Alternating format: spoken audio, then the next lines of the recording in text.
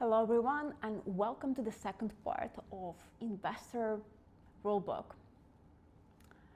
Today I'm going to expand on some of the key principles that you definitely need to foresee and forecast for yourself in order to become better at investing. Principle number one, sell in batches and buy in batches. In a number of cases, I'm sure you might have seen that the stock that you have been eyeing is moving up, and this is when you might be considering to either take profits or increase your position. Alternatively, in a number of cases, it might be moving down, and this is when you might consider cutting your losses depending on how much down it is going. And here I would like to encourage you to not think from a perspective where you either hold something or you sell it. Because sometimes the market situation might be inconclusive, and this is when you can take a phased approach. For example, when you bought a stock and it goes up by 35%, you might consider selling off possibly 20 to 25% from your position to take profits. Then, in a number of cases, it can continue to go up, possibly to 50 or 60%. And this is when you might decide for yourself it's a good time to take profits and sell 30 to 35% from the position you have remaining. Accordingly, when you see that your stock has moved up by 75%, it might be a good time to sell another 40% from what you currently hold. And if you are saying that the stock that you hold is up by 100% or more, this is possibly when you might want to close your position and take profits, because I'm gonna tell you, this rally is about to be over, and you would need to roll your capital into something else. Additionally, in a number of cases, when you have opened a position and you see that it is going down, to cut your losses, you might want to decrease your position by possibly 20 to 25% when it is down by 10. In some cases, you might want to do that even when it's down by 5%. That largely depends on your risk tolerance and your risk profile and how much of your allocated capital you have rolled in that position.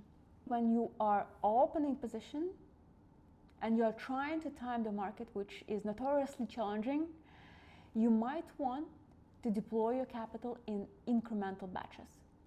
For example, you don't need to buy all the stock in at once. You may want to move in 25% incrementals, such as Tuesday, you buy 25%, 2-3 days later, you would deploy another 25-30% of your capital, and so on and so forth. This allows you to get possibly the best pricing within your predetermined window of opportunity. Principle number two is to stay within your circle of competence. And do not buy something you do not understand. A very easy way to determine it is to ask yourself, if the asset I am about to acquire will disappear from the surface of the earth tomorrow, what is going to happen essentially? And if answer is absolutely nothing,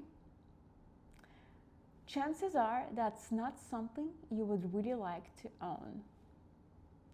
In a number of cases, beginner investor, you might find yourself that your circle of confidence and the competence may not be too wide, and that's okay.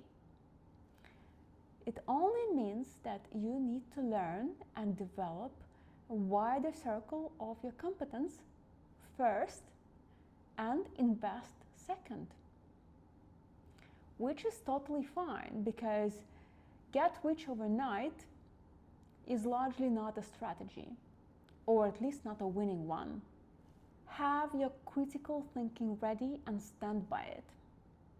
If something does not make sense, or this is something that you cannot explain to your 10-year-old nephew or niece, maybe this is not something you want to own right now.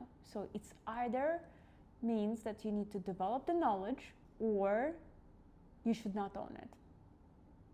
And this is actually, on a separate note, a very interesting part in investing, is that you always have to keep learning and experiencing new things. This is where essentially being a successful investor can make you a little bit better person, and in a number of cases, more interesting one. Another principle is to not act from a scarcity mindset. New investors who's been working for monetary units for money their entire lives, they might be not having that understanding that monetary units are not in short supply on the stock market. And in a number of cases, money can be made pretty much out of thin air by regular people. But it's still not a get-rich-quick scheme, and it is still not a way to count for a miracle, because the only miracle in investing is a compound effect. But it's important to understand that there is enough of opportunities on the stock market for everyone to be quite well off, which is especially important in the age of AI. And last, and possibly the most important one, is think ahead.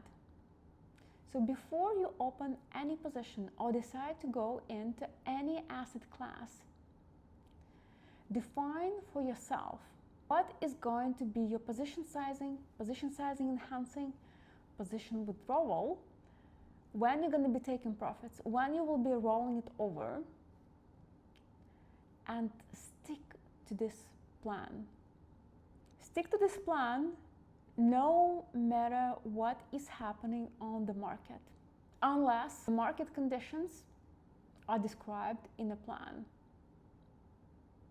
Reason being that when the market conditions go nuts, start to act emotionally,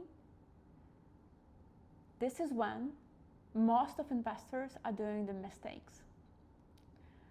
And the only reason for success, so-called, and successful difference between institutional investors and retail investors is that institutional investors, they have a plan and they stick to the plan at all times. Why is it so important? Because the plan is your forecasted thinking. And even if the market goes nuts and you will be lucky enough to take a right decision being in the middle of it, this is not a reproducible scheme for future. Because what's going to happen is you will be in the middle of a very tough situation. You will be very much stressed by the game of luck. You might pick the right choice, and you might grow in your confidence. But the thing is, then you're going to invest again, and the market situation, chances are, is going to repeat again. But then, by the game of luck, most probably, you are not going to be this lucky. And then you're going to lose money and you're going to lose confidence. Whereas, it's way better to develop successful systems and successful plans that would essentially bring you much better returns. And by the way, it is not that difficult to forecast, and I strongly suggest that you do in any plan a nightmare scenario when everything goes down. And last but not least is, in the case you're a new investor, do not short the market. Reason being that markets may and can stay irrational longer than you can remain solvent. All the market shorting strategies and vehicles are largely leveraged, which means that capital decay is a real thing there. And unless you're timing the market in absolute perfection way, chances are you're gonna lose money, even if at large you are correct. If you are shorting the market with puts or put options, that's a slightly different situation, which I will be more than happy to unpack in my upcoming videos. But as of now, I really hope that you have found this video educational and interesting. Bye.